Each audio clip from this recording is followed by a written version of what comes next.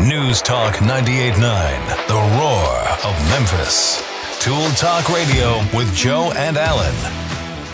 This is Tool Talk Radio on News Talk 98.9, The Roar of Memphis. We're coming to you live from the Round Refrigeration Studios here in lovely Memphis, Tennessee. You can follow us on Facebook under Tool Talk Radio or on our website at tooltalkradio.com.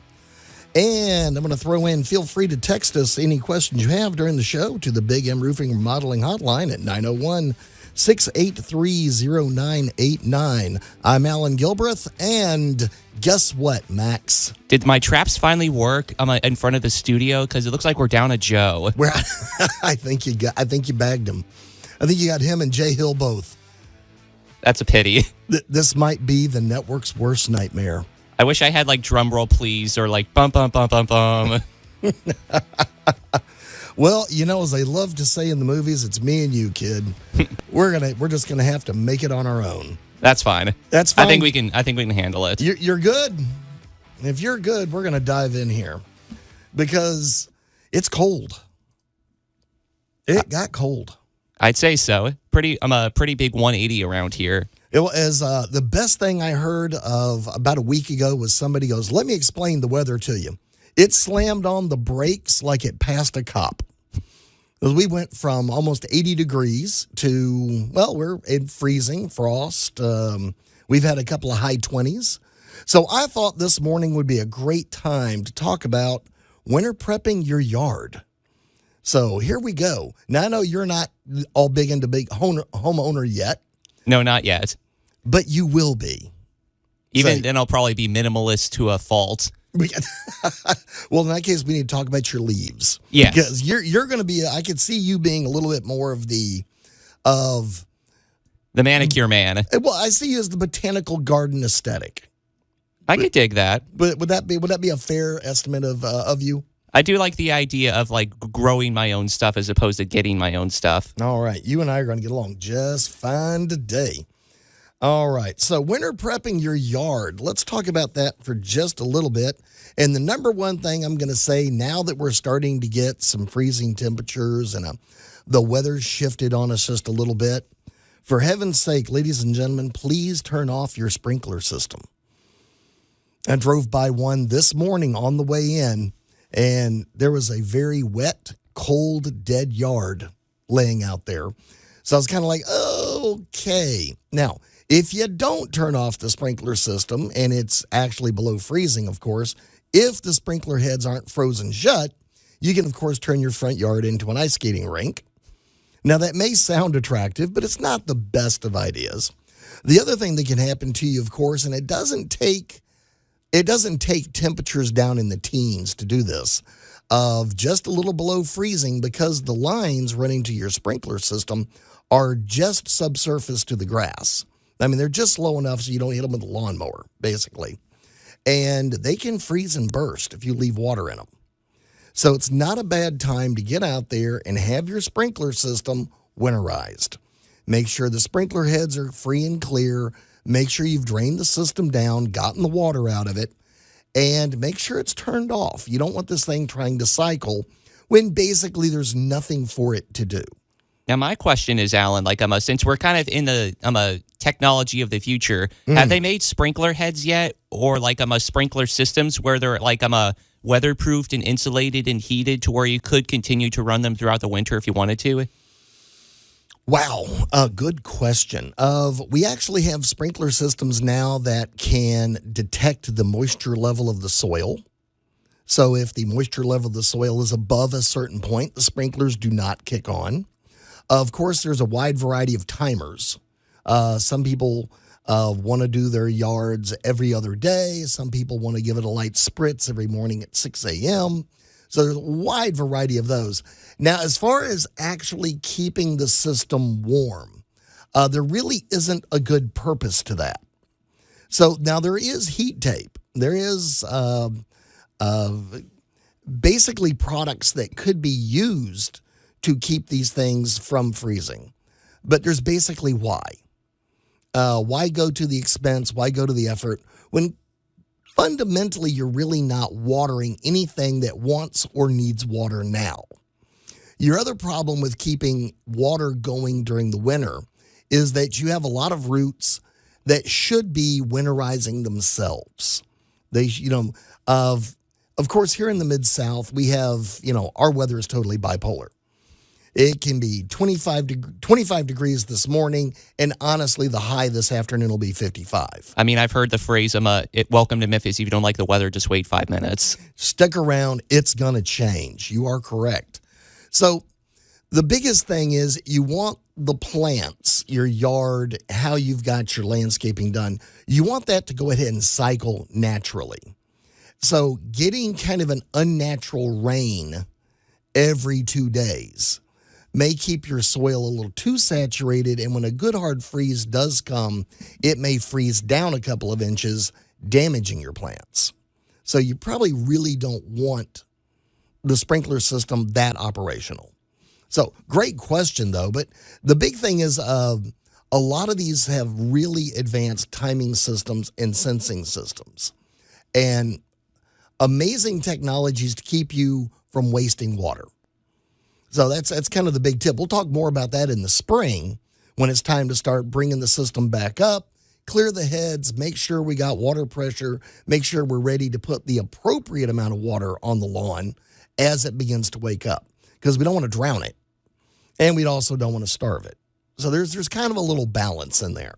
So right now, it's basically time to sing your yard a lullaby and get it ready to go to sleep. Which brings us to tucking it in. How'd you like that segue? It was pretty good, wasn't it? I like the tucking in metaphor. The tucking in of leaves. We could start a war between the leaf people and the non-leaf people. I wish that we had some of those people in there so I could just push the buttons and just be like, please give me that point counterpoint button. Ding, ding, ding. All right. Well, we're gonna play both sides of this. You have the golf course approach. Get the leaves up, get the leaves out. Okay. And then you have your more natural approach to where leave the leaves, let them pile up. It's natural mulch, it's natural cover, it's a natural insulation against the ground freezing too hard or too deeply. If you're really into the nature and the critters and the bugs and the thingies, it gives all of them some place to be. I'm somewhere in the middle. Personally, I'm the kind of the wacko that's going to be in about 3 or 4 weeks after most of the leaves have fallen. I'm going to be that crazy guy that's actually going to mow his lawn again, because I'm going to go over most of the leaves all over the yard. And I have a huge oak tree behind me, so I'm going to have, 3 inches of leaves back there. And I'm going to go over it with the lawnmower without the sprayer on it. I want it to mulch it. And I'm just going to kind of crunch it up so it's not so deep. And I am going to leave the leaves under and around my bushes and a lot of my plants. I am, however, going to get the leaves off the edge of my house. Leaves are wet. They hold water. They hold water like a sponge. So I'm going to have all of that backed off just a little bit so that area of the house under the eaves will stay nice and dry. And not only that, but I imagine since it holds a lot of water, that probably spells disaster if it starts to freeze. Just having a lot of slick leaves around there that you could fall on. Wet leaves are like walking on banana peels. So I don't want the leaves on the walkways. I don't want them in the general traffic paths. But in the more, the grassy, normal areas of the yard, I'm gonna mulch them in. I'm gonna mulch it in because basically I'm kind of cheap and it's free fertilizer. So yeah, I'm not opposed to a little free natural help. If anybody that's followed us on Facebook and all that knows that Joe is not the world's best gardener, and I, however, love to play in the dirt. So getting ready for winter is just part of the program. So here in the Mid-South, we actually get all 4 seasons, admittedly sometimes in the same weekend, but we work on it. We handle the water, we handle the dry, we handle the heat. And right now, this time of year, we're going to have to handle the kind of the bounce, because we're going to have cold temperatures at night, but we're going to have nice warm afternoons. So A friend of mine sent me some lovely pictures of her irises that are totally confused. They think it's spring because it's the spring weather pattern. Now, do Memphis plants, are they more resilient or are they more fragile because of the bipolar nature of the weather? If it's a local plant, it is definitely more resilient. If it is not a local plant, if you have some kind of exotic, you may have to worry a little bit about making sure it's mulched in properly, making sure it's properly in the right kind of soil that it wants to be in. So, for instance, if you want to grow a lot of blueberries really do grow very nicely down here, but they like a little more acidic soil. So you may have to play with the fertilizer, may have to play with the additives just a little bit. Watch how you mulch it. Please do not volcano mulch your trees. What do I mean by volcano mulching? When you drive by someplace and you see the conical mound up the bottom of the tree, that's volcano mulching. I thought for a second you were going to talk about mulch that actually came from like a volcano area. No. No, we're going to talk about regular mulch, but when you look at the base of the tree, you'll see these huge cones going up the sides. All right, don't do that. Please don't do that. What you should be doing is making a bit of a moat. Think of it kind of like we're ringing the tree, we're protecting the roots, we got the mulch down, we don't want the weeds growing there, but we also don't want to give ants and termites and other earthbound insects a free rein up the bark of the tree. So we want to kind of keep that at ground level, but think of your mulching around your bigger trees, your bigger bushes like your crepe myrtles. Think of it more as a moat, less of a volcano. Because it's more difficult for your enemies to cross a moat than it is to go up a volcano, I guess. That's a wonderful way of thinking about it. If you are doing fruit trees and that kind of stuff, again, this is the time of year to do whatever maintenance needs to be done on them. A lot of fruit trees work better if they're pruned back a little bit. Again, you got to know which kind of tree you got, what it's supposed to be producing, and follow basically the guidelines to that tree. But this is the time of year to get out there because we do have really lovely, nice afternoons. The trees are already retreating back. They're already setting up to winterize themselves. They're dropping their leaves. So it's a good time to get out and play in the yard just a little bit. Now, are there any trees or any foliage or plants that actually begin their work during winter as opposed to shut down shop? Well, nobody actually completely shuts down. You know, there's a lot of root work going on. There's a lot of stuff going on under the ground, again, because we have this, cold at night, warm during the day. So now is when a lot of trees and a lot of your fruiting things are planning next year. Is that fungus included? Because, the heads of mushrooms versus the mycelium below. All right. Well, funny thing you bring up mycelium. All right. Mycelium and the mushrooms, especially around mulch, that kind of stuff, you'll see a lot of, especially in the spring, last year's mulch will start popping up mushrooms everywhere. And that is because all winter long, the substrate has been feeding the real mushroom. They've been prepping for war. Yeah. Well, no, they've been more prepping for reproduction. If you really want to know the honest truth. A lot of people kind of freak out when their mulch and the stuff out in the yard the fruiting bodies begin popping up out of the yard. All you're seeing is basically the end result of the entire year's worth of growth. So the fruiting body is actually the reproductive capabilities of the mycelium, which could be the entire front yard. So, everybody thinks the little part that pops up that we call a mushroom, they think that's the mushroom. It's not. The actual mycelium sheet that may be the size of your front yard is actually the mushroom. It's like the tip of the iceberg versus the iceberg below. Exactly. All you're getting to see is the end result. And a lot of them are quite edible. A lot of them are really good. And a lot of them aren't.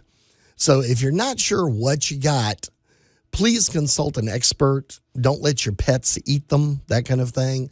But they're nothing to freak out about, nothing to worry about. As you once said before, you said mycelium or mushrooms are your buddy. They are.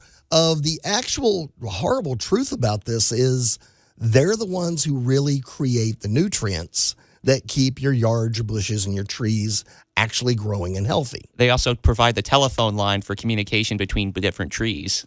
That is, this is why they don't leave us alone, Max. This is why. Because, yes, we have discovered that trees will actually trade nutrients with each other.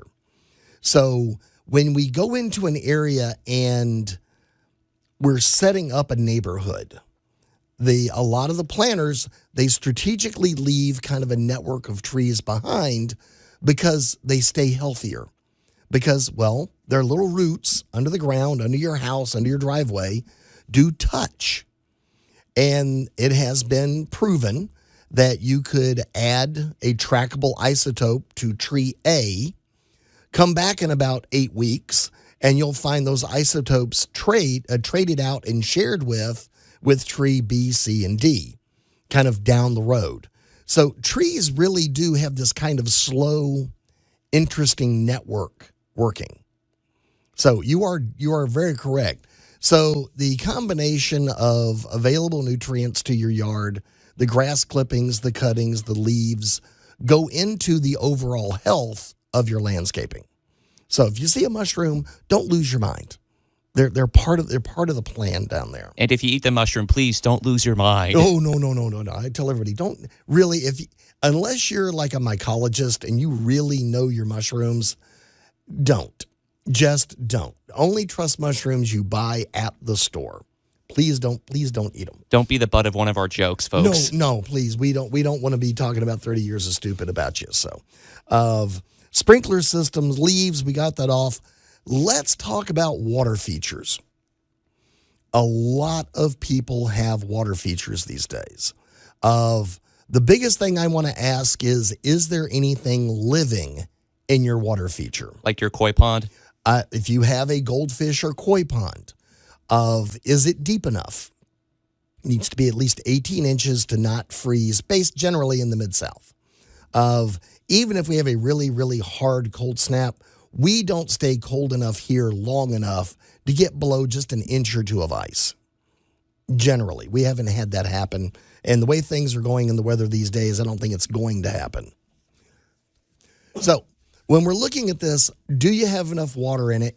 And the other thing is, do you have something below the surface that can keep the water moving? That's the big secret. That keeps it from freezing too hard.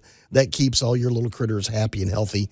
And a lot of people go, wait, don't like the fish die under the ice? That was my question and everything, is in the hypothetical scenario that the fish are encapsulated in ice, what do you do? Is it good to break up the ice or is it not good? Because eventually it's going to just refreeze again. Well, I find no reason to break the ice on your fish pond at all, ever. The fish that you have out there should be weather hardy. So if you're using like and my fish pond, it's usually the common goldfish, or you have koi, another related fish, and they are winter hardy. So they can handle the temperature. That's not the problem. The ice covering the top of it, does it mean they don't get any air? Actually, cold water holds a massive amount of oxygen, and so long as you have enough depth, your fish are going to be just fine. Now, how about in terms of getting food down to them, or is the food in the area below them already? They actually shut down pretty good during the winter. I don't feed my goldfish at all from December until almost March. So the organic materials already growing in the pond are usually sufficient.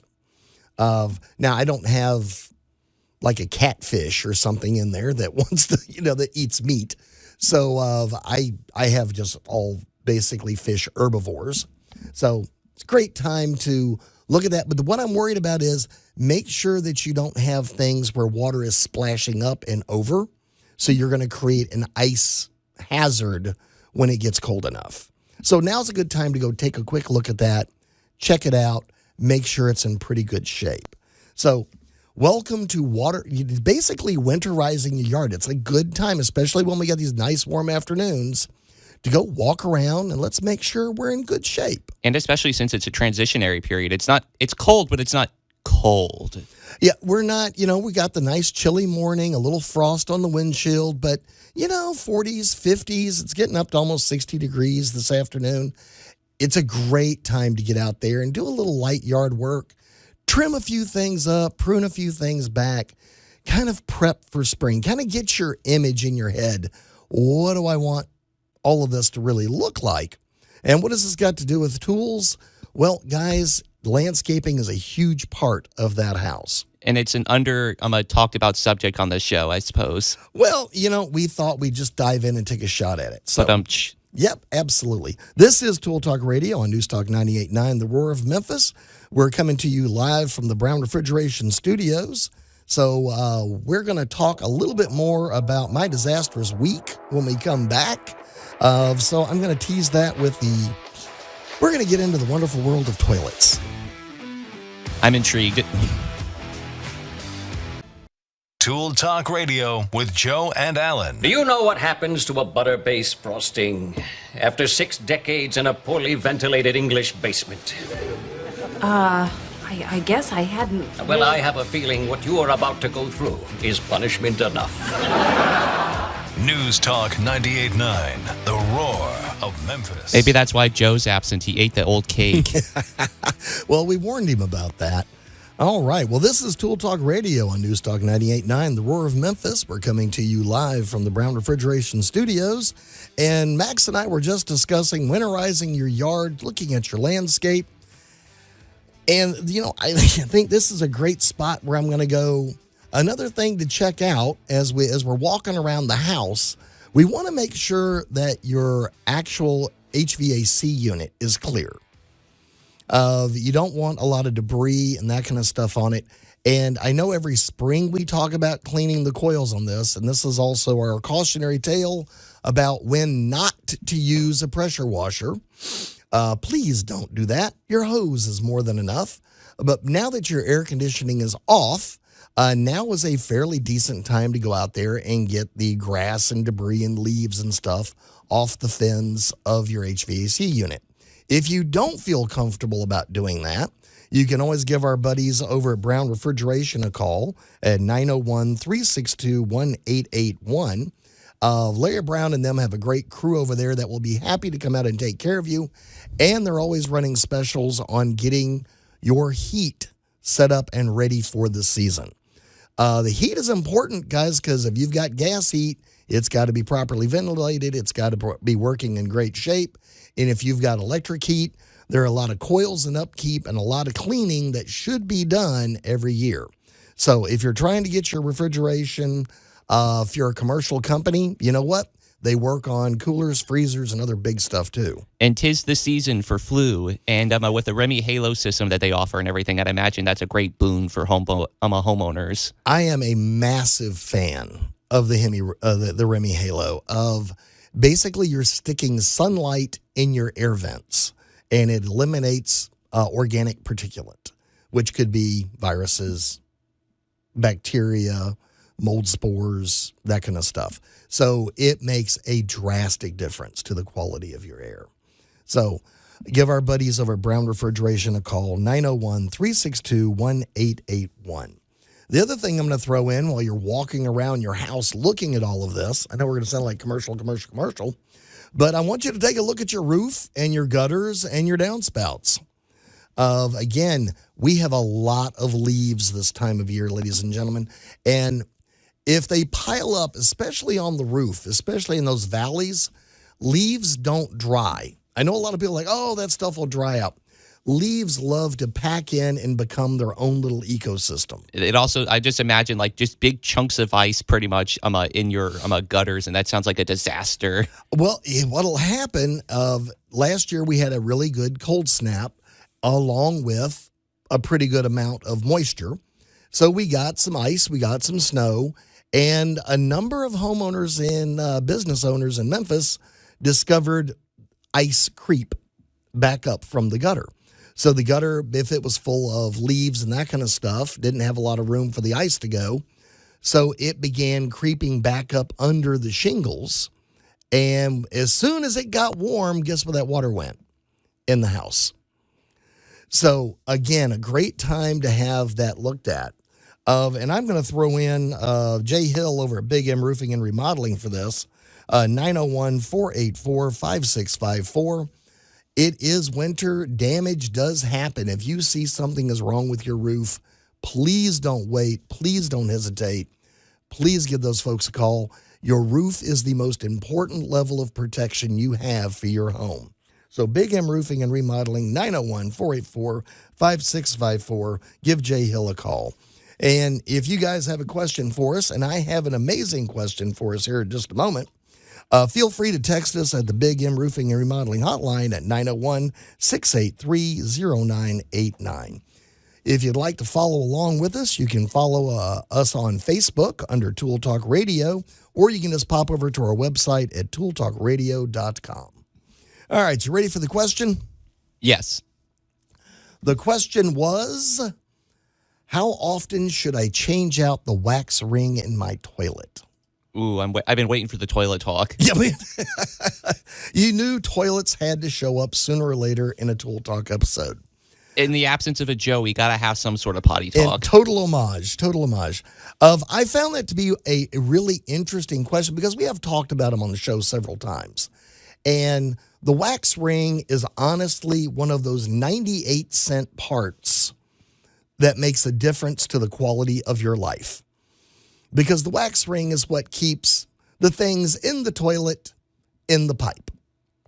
You don't want visitation between the worlds. So here we go. Of how often should you change a wax ring?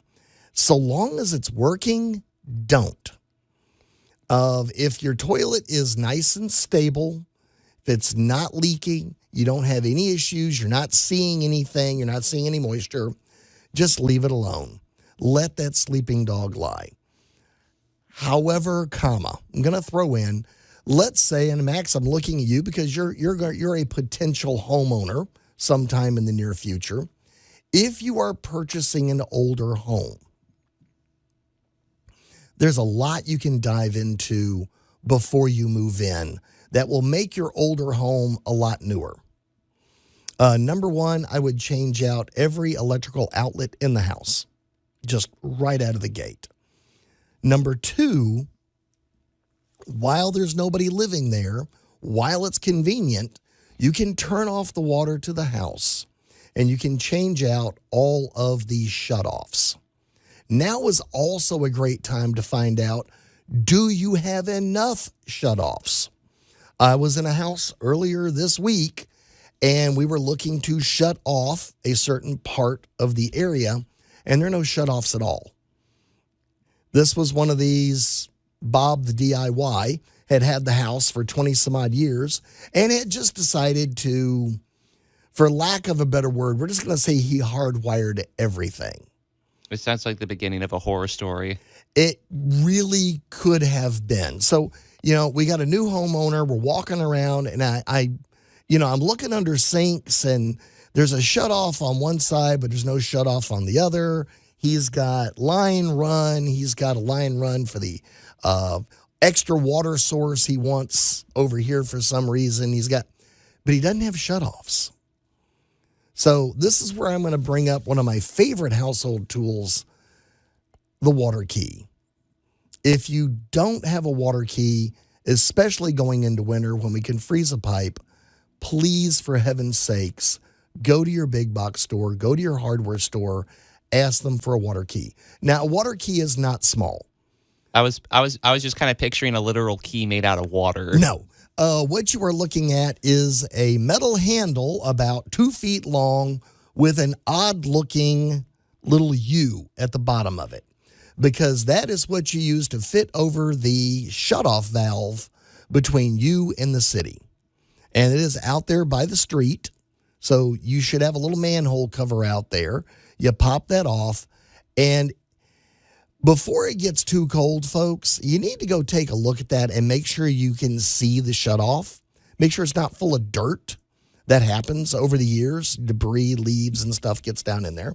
Make sure that you can see this. In the event of an emergency, you can get out there quickly and easily. You put this thing over it, you give it a half a turn, and the water to the house is shut off.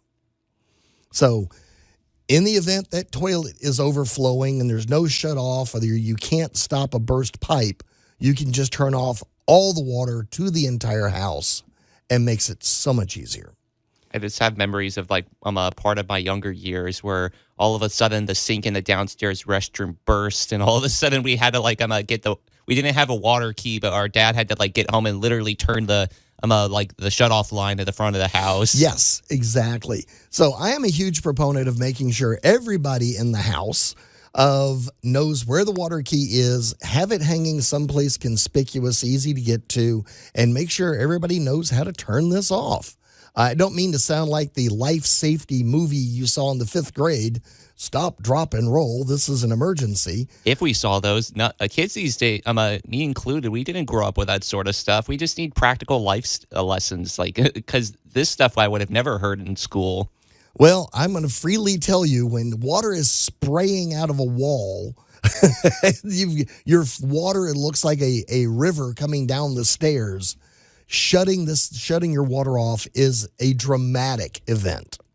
So that's why if you've just purchased a house, and a lot of people are really getting into the DIY stuff. A lot of people are really getting into purchasing an older home and wanting to fix it up. Great way to build some quick equity. So talk to our finance shows about equity and what to do with that. But, it is found money. If you can take something and start fixing it up, every dollar you put into it is a returnable investment. So water keys are important. Shutoffs, very, very important. We can get in there. The wax ring on the toilet, if you just purchased the house, I would go ahead and change them out. Because as we've learned in 30 years of stupid, we don't know what somebody else did 20 years ago or 30 years ago. We don't know how, and I'm going to say Bob the DIY put in that floor, because he put in his own floor. If the floor is a little janky, maybe you want to replace the floor before you move in. If everything looks fabulous, go with it if you like it. However, don't necessarily trust appearances. No, that's why you get home inspectors, and you have a lot of things you go through to purchase a home to make sure you know what you're buying. No one's going to tell you, no, don't buy it, but they want to make sure that you do know what you're getting. So we want to make sure that what you have seen is what you are actually going to be moving forward with. So in the quick Allan's Weekend Review, let's just say... No, please, may I? Oh, the humanity. Hey, I had to get through at least one show where I pushed the button. Absolutely. Wow, my week began with at least 4 instances of what not to put down a toilet. In one case, somebody managed to get, of all things, a medicine cup. A tiny little plastic clear cup that, you see in the movies when they go to give somebody a medicine, they put it in a little cup and give it to them. Somebody managed to get one of those flushed. That sounds like a disaster waiting to happen. Oh. It's like when your kid swallows a Lego head and everything, and it doesn't have the breathing hole. That's like an ultimate disaster. Yes, it's just going to fit in there just perfectly. And after repeated attempts by the poor homeowner, we finally had to come to the rescue. And I happened to have a 6-foot auger, and of course this looks like something out of Andor. You would clear a Star Wars toilet with this thing. Basically, it's a long pipe with basically a big drain snake, but only about 6 foot of it, and a great big crank handle. And we got it fitted down in there and started going and going and going. And it only went in about 3-4 inches, because basically your toilet is nothing but a tank, a handle, and a curve at the bottom. Water at the bottom has to make it over the curve and drop straight down in. And this cup was sitting right there at the bottom of it, just perfectly. So if we couldn't get the cup through, we were going to have to pull the entire toilet and come at it from the other end. So happily, after a few attempts, we managed to grab it. It happened to turn just enough so that the end of the auger got hold of it, and we were able to back it out of the toilet. And magically, it flushed beautifully from then on. Could you puncture the medicine cup by any chance if the auger didn't work? The auger will eventually chew through it if you keep pushing hard enough or push it down into the drain. We didn't want to push it down into the drain because an intact plastic cup is just going to cause problems somewhere else in the plumbing. Quite literally down the line. Honestly, it'll just make it so far and get in there. The most bizarre thing of my week was the missing denture. That's fun. That's just a horrible thought, isn't it? Apparently, one of the grandchildren or the dog got hold of a denture, and for some bizarre reason, it wound up in the toilet. I thought for a second, like I'm just picturing like the Simpsons episode where all of a sudden Grandpa Simpson's dentures were stolen by a turtle. Yep. But I like the toilet thing a lot better. More disgusting, but better. Well, happily, it was one of those you had to listen to the whole story. You know, Grandpa's missing the dentures, but we had the grandkids and they brought the dog and this and that and da-da-da-da-da-da and this and that. And, oh, by the way, the downstairs toilet where the kids are isn't flushing right. So it's kind of like, all right, well, I don't know about the dentures. I don't know about the dog and the grandkids, but, let's go get some gloves on and let's see if one of the kids dropped a toy or something immediately right there. And happily, my assistant has very small hands and was able to reach up underneath there and just cracked up laughing. And goes, well, I think I solved both mysteries. And I was like, really? What did you get? And he wedges and pulls and doink. Were they still pretty much intact? They were perfectly intact. I'm a shout out to whoever created those dentures. However, my question is how do you sanitize something like that? You know what? A lot. I'm just going to leave that at a lot. We're going to leave that story at that point and just kind of go, be careful what goes down your toilet because it will come back to haunt you if you're not careful. I will throw in a quick little helpful tool. At any of your big box stores and your hardware stores, there is a new line of enzyme drain cleaners.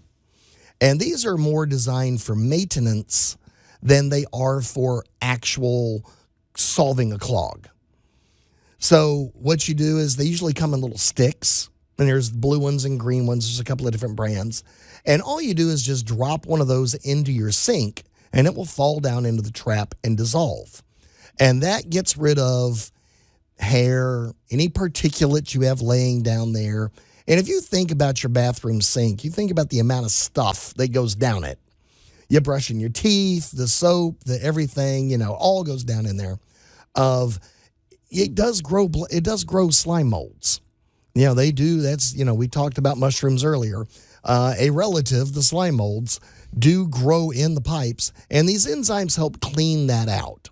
Because this time of year, it's really easy to kind of freeze stuff up. So, especially in the kitchen, don't put grease down the sink because it's cold down there. And that grease isn't going to get very far. Oh, but I put lots of hot water behind it. That hot water is only hot so far. Maybe it made it off your property and made it into a bigger line, and maybe it didn't. One of my major fears is the idea of not putting honey or coconut oil down the sink because both of those could congeal and solidify. There's a lot of stuff that people don't realize when the temperature gets below 50 degrees and we're trying to, it's not like the middle of summer where all water is at least tepid. Now, seriously, anything that can gel up. And I'm talking like, believe it or not, I'm talking like leftovers from dinner, like the juice. Or rice. Oh, please, rice. Oh, my gosh. I have a love-hate relationship with rice. Personally, as a chef, I love to cook with it. As a maintenance guy, I hate rice. Oh, my gosh. The number of times we have had to, and this is no exaggeration, we have had to shop vac commercial lines. And you just talk about an unpleasant experience. We'll get a call and nothing's draining down the XYZ line at XYZ restaurant. And you find out it was rice night. And it's just, you know that this pipe is now completely packed with a soft clog. And what we mean by a soft clog is you can actually pass the drain snake through it, bring it back, and it will just close up around it. So I have found the best way of moving those down the line is either a lot of pressure behind it to get it to go forward or a vacuum. I like the shop vac. So we'll pop open the clean out. We'll cover whatever the other thing is upline from it, whether it's a disposal or whatever. And we'll just hook a shop vac up to the clean out. And thus begins the weirdest game of fishing you've ever seen. Because it's loud. The poor thing is straining. It's all going on. And then you have that weird something going down the hose. And then the air flows and then everything works. So it's a little bit kind of like a Python in reverse. You just don't know what you're going to get, but you're pretty sure you're going to get something. It just makes me think: is there a sink equivalent to a laxative? Because all of this is making me think of like the human colon. Hey, we got to get through a little bit of potty talk. Well, we're doing pretty good with it. Again, those enzyme cleaners do a fabulous job of getting rid of the debris in the line that the stuff will connect on. So basically you were cooking last night and you put not much, but a little bacon grease down the sink. Well, chances are it didn't make it out. So it's firmed up somewhere down the line, and it is now waiting to catch the next thing you put down the line. So you decide to have spaghetti tonight. Well, you're going to put the starchy water down it. Well, guess what?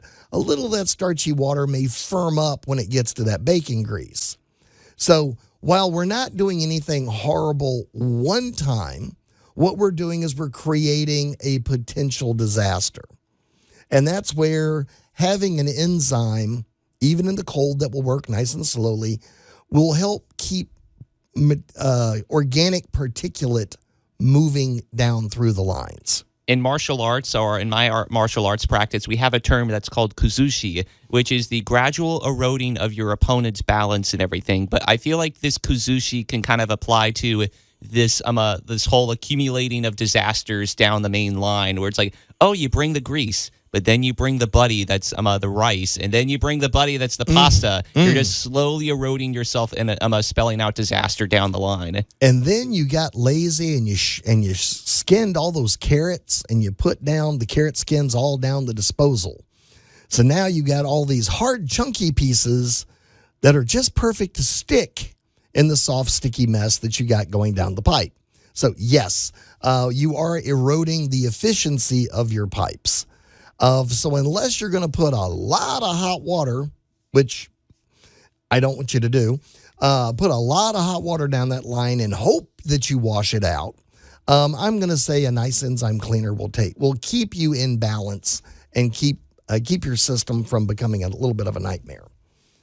So in the wonderful world of toilets, I want to touch back on the wax rings again, because there are a lot of new products. There are new silicone wax rings that are much cleaner and much nicer to deal with. I've installed a few of those, and they actually work pretty good. I got to admit, I was impressed. I had my doubts. I had a homeowner who was like, no, I want to use these. And we're like, okay, but let's use them. And they actually sealed appropriately. Now, I don't know if they hold up for 30 years or not. We just don't have that level of experience with them.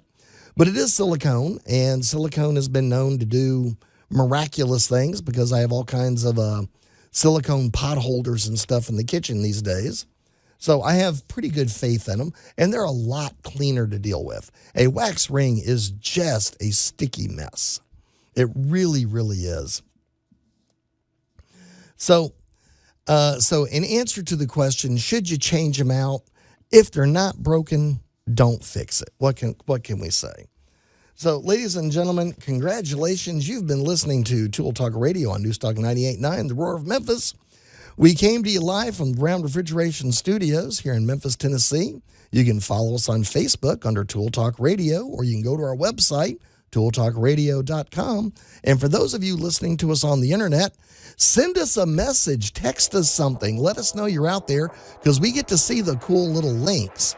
So for all of you listening in New Zealand and Norway, welcome to the show.